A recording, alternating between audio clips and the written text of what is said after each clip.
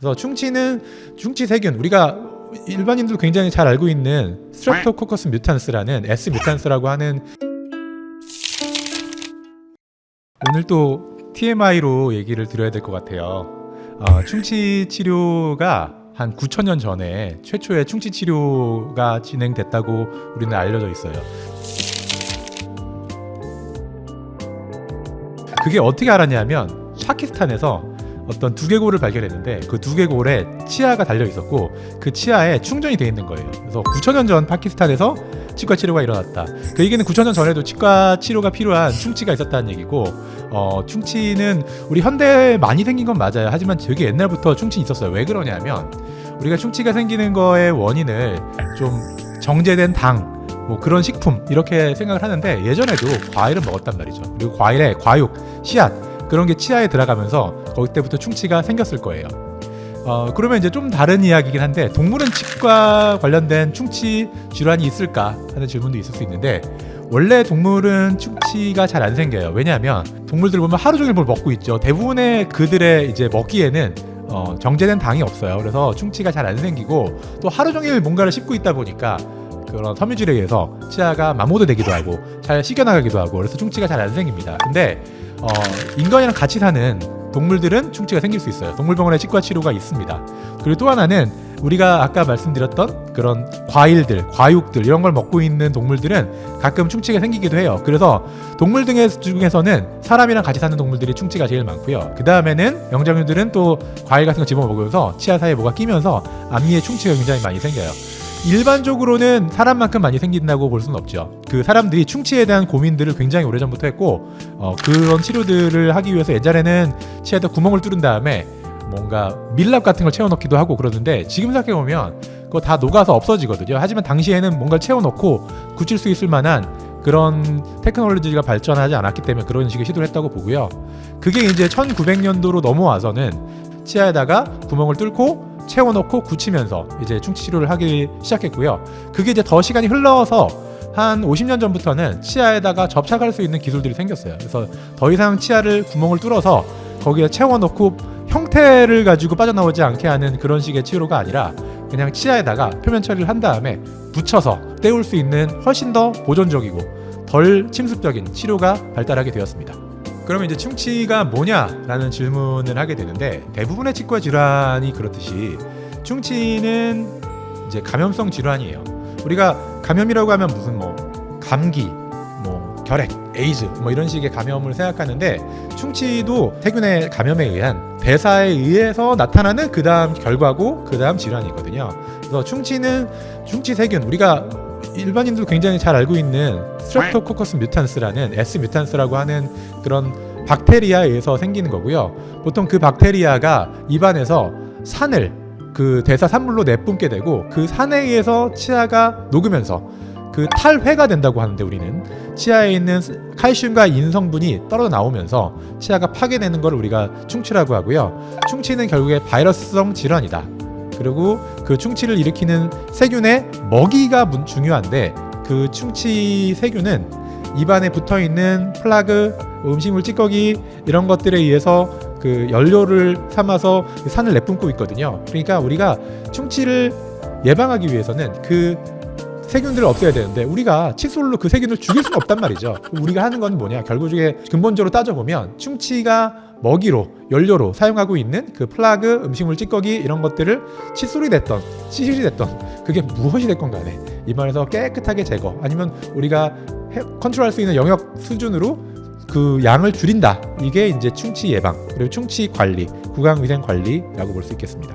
충치도 분명히 단계를 가지고 있는 질환이에요. 근데 그 단계는 0, 1, 2, 3, 4 이렇게 디지털로 올라가는 단계는 아니고, 0에서부터 치아 완전 파괴까지 이렇게 일직선상에 있는 그런 아날로그적인 그런 단계라고 볼 수 있는데, 치과에서는, 혹은 이제 연구하는 사람에 의해서는, 아니면 공부를 좀 많이 하고 있는 치과 의사 선생님, 연구자들, 학자들은 이제 ICDAS라는 시스템을 써요. International Caries Detection and Assessment System 이런 식으로 해서 0에서부터 6단계까지, 실제로는 7단계죠. 스케일을 가지고 이제 연구를 하는데, 이제 그건 실제적인 연구에 의한 거고, 임상적으로, 그리고 진료실에서는 그거보다는 좀 단순한 그 접근을 하고 있어요. 일단 뭐 0이라고 하면은 뭐 아무런 충치가 없는 상태일 거고, 이제 1이라고 하면 이제 전체적으로 치아는 약간의 충치 세균에서 영향을 받았는데 아직은 그 구조적인 완결성이 깨지지 않은 상태, 그러니까 산에 의한 공격은 받았는데 약간 표면만 부식된 상태, 이런 상태를 우리가 초기 우식이라고 보통 이제 흔히들 편하게 칭하고요. 그 다음에 이제 에나멜 레벨로 이제 충치가, 그러니까 범랑질 레벨에 충치가 영향을 미쳐서 약간의 구조적인 파괴는 일어났는데 아직은 범랑 이상일 때, 이런 게 이제 조금 더 진전된 우식이라고 보고요. 그 다음에 진전되면 이제 에나멜을 뚫고 그 밑에 취약한 부위인 상아질층으로 들어왔을 때 우리가 그 다음 단계 충치라고 보고요. 이거보다 좀 진행되면 이제 신경을 손상시키고 그 밑으로 내려가서 뿌리 밑으로 뼈까지 들어가서 농양까지 일으키는 상태를 이제 그 다음 단계인 충치라고 볼 수 있습니다. 우리가 충치 치료를 할 때 단순히 그냥 치아의 충치를 파내고 떼우고 하는 기술적인 부분들은 사실 굉장히 정해져 있어요. 하지만 그 기술적인 치료 방법을 어떻게 선택하느냐에 대해서는 조금 더 사려 깊은 진단과 숙고의 과정이 필요하다고 생각을 하고요. 여기서 되게 중요한 거는 그 충치의 그 위험도 평가가 굉장히 중요해요. 제가 진료실에 있다 보면 환자가 딱 우리 병원에 오셔가지고 딱 그 순간에 치아를 스냅샷 형태로 딱 보게 되지만, 실제로는 그 환자가 가지고 있는 구강 내 환경 혹은 그분의 생활 습관, 그리고 지금까지의 치과 질환을 가지게 된 히스토리, 이런 것들이 쭉 있는 상태에서 환자를 봐야 되기 때문에 거기에 맞게 치료 전략을 선택해야 되는 거거든요. 최근에 오셨던 환자분 케이스를 소개해 드릴게요. 환자 A라고 할게요. 이 환자 A는 이렇게 사진을 보시듯이 치아의 좁은 주름에 이렇게 까맣게 혹은 갈색으로 충치로 볼 수도 있는 이런 까만 부분이 있어요. 이 환자분이 저희 치과에 찾게 되신 그 경위는 거울로 치아를 봤는데 이렇게 까맣게 되어 있는 부분이 있다 해서 이제 치과에 걱정을 하고 찾아오셨어요. 하지만 저는 이 환자분의 전체적인 환경을 그리고 조건들을 살펴봐야 되는데, 자, 이 환자분이 전체적으로 봤을 때 지금 구강 내 수복물이 사실상 거의 없어요. 그리고 이분은 지금 이미 30대이시고, 그러면 이 치아가 처음 구강 내 맹출된 시기는 약 만에서 6에서 7세인데 거의 20년, 30년 가까운 시간 동안 충치가 더 이상 발전되지 않고 이렇게 약간의 변색만 가지고 지금까지 오셨던 거죠. 결국에 저는 이거를 예전에 초기 충치의 시기를 겪고 약간의 변색을 가진 상태에서 다시 이 충치가 재광화됐고 그 재광화된 상태에서 계속 지금까지 유지가 되고 있다라고 볼 수 있는 거죠. 이렇게 재광화된 충치는 우리 연구에 따르면 실제로 더 강도가 강하다, 충치에 대한 그 저항성이 더 높다, 이렇게 보통 얘기하거든요. 그럼 저는 이분은 치료가 필요 없다라고 진단 내릴 수밖에 없어요. 저는 그렇게 내리고 있어요. 그런데 이제 요거를 고려하지 않고 딱 스냅샷만 보고 지금 이 충치가 있다고 하면 치료해야 된다라고 볼 수도 있겠죠. 그거는 선생님들마다 조금 차이가 있지 않을까라는 생각이 있고, 경험에 따른 차이, 철학에 따른 차이, 이런 게 있다고 볼 수 있을 거예요. 자, 두 번째 이 케이스를 볼게요. 이 환자분은 지금 앞에서 봐도 지금 치아 여기저기 얼룩덜룩하죠. 그리고 어금니에도 지금 작은 갈색 오프닝이 있어요. 이분은 지금 나이가 아직 성인이 아닌 14, 5세 정도 되는 남자 환자분이셨고, 치아가 맹출된 지 얼마 안 됐는데 이렇게 급격하게 치아의 착색과 이제 변화가 일어나기 시작하는 거죠. 이런 분은 치료를 하는 게 좋아요. 왜냐하면 이분은 이제 여러 가지 그 치과의 위험 평가의 항목에서 굉장히 고위험군의 환자라고 평가가 될 거예요. 그렇기 때문에 이런 분들은 좀 더 적극적으로 치과 치료를 하는 게 맞다고 봅니다. 물론 어떤 선생님들은 요걸 조금 더 지켜보자, 3개월 지켜보자, 6개월 지켜보자 하실 수 있어요. 하지만 제 기준에서는 이런 환자분들은 더 이상 충치가 깊어지기 전에 빠른 개입이 필요한 케이스였다고 저는 판단했어요. 물론 여기서도 엑스레이에서 이미 덴틴층으로 진행된 충치가 있기 때문에 그걸 엑스레이를 봤으면 이제 추가적으로 확실한 진단을 아마 대부분 선생님이 동의하셨을 거예요. 근데 우리가 이거보다 더 약식 진단하는 경우가 있거든요. 뭐 학교에서 여러 사람을 모아놓고 하는 간단한 구강 검진이라든지 이런 경우에서도 저는 만약에 이 학생을 봤다면 치과 치료를 빨리 하는 게 좋겠다라고 진단했을 겁니다. 그래서 이렇게 환자들의 치아만 봤을 때 내릴 수 있는 진단, 거기 더해서 다른 여러 가지 전체적인 우리 환경들, 이 환자분들과 나눴을 때 그런 이야기들을 가지고 치료의 진단, 치료 계획을 조금 다르게 할 수 있으니까 그런 부분에서 병원마다 진단이 좀 다르구나라고 생각하실 수 있을 것 같아요.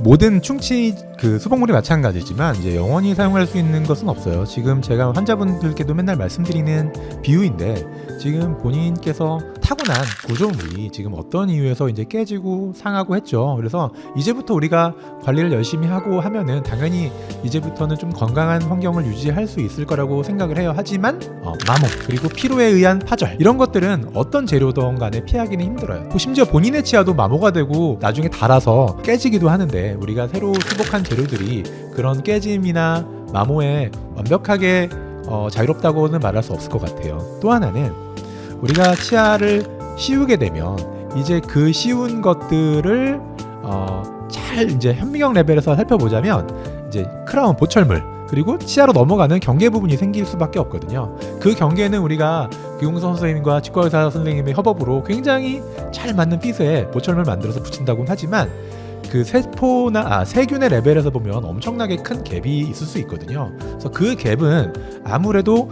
관리에 있어서 다른 매끈한 부위보다는 관리에 있어서 취약한 부분이 될 수밖에 없고요. 그런 취약한 링크, 그 취약한 연결고리, 이런 곳은 2차 우식이라고 하는 우리가 원치 않는 새로운 충치의 발현이 생길 수 있는 그런 좋은 사이트가 돼요. 그래서 그 부분을 생각하면은 시간이 지나서 2차 우식에 의해서 수복을 다시 하는 경우가 굉장히 많고요. 또 이제 나이가 들어감에 따라서 구강 내 타액의 양도 좀 줄거든요. 그리고 그렇게 구강 내 타액의 양이 줄면 버퍼라고 하는데, 충치를 버퍼할 수 있는, 조금 충치를 완화시켜줄 수 있는 그런 능력도 좀 줄어들거든요. 그래서 예전에 충치 치료한 곳에 그런 2차적인 충치가 생기는 경우가 또 있고요. 그리고 마지막으로 충치 치료를 한 그 크라운을 덮을 때, 씌울 때 마지막 붙이게 되는 그 시멘트가 있는데, 그 시멘트가 원래 굉장히 단단한 거지만 오랜 시간, 정말 수십만 번 이렇게 계속 교합력을 받다 보면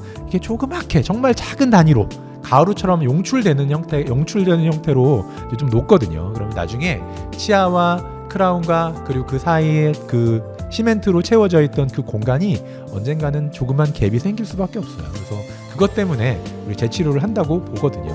보통 하지만 재치료는 뭐 1, 2년, 5, 6년 사이로는 대부분 되지 않고, 현대의 그 좋은 수복물과 재료와 시멘트 이런 걸 사용한다면 보통 10년은 충분히 넘어가기 때문에 보통 치료하고 나서 당분간은 걱정 안 하셔도 된다. 보통 이제 우리 다이어트 할 때 그러잖아요. 뭐를 먹어야지 살이 많이 빠져요, 이렇게 얘기하잖아요. 그래서 치과에서는 그럼 뭐를 안 먹어야 충치가 안 생겨요?